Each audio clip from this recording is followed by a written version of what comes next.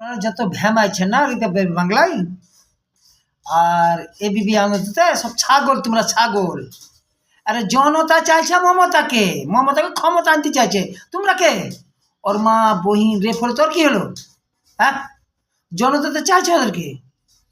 কার বিটি রেপ হয়ে গেল, কি আর্জিকল রেপ হয়ে গেল, কার ফাইল চুরি করে নিল, ইডিকা মানছে না, তো জনতা তো চাইছে। তোমরা কেন পাগলের মতো কথা বলছো?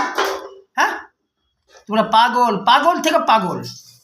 আরে কেন্দ্র কিছু করতে পারছে না, রাষ্ট্রপতি কিছু করতে পারছে না, তোমরা কি করতে পারবে?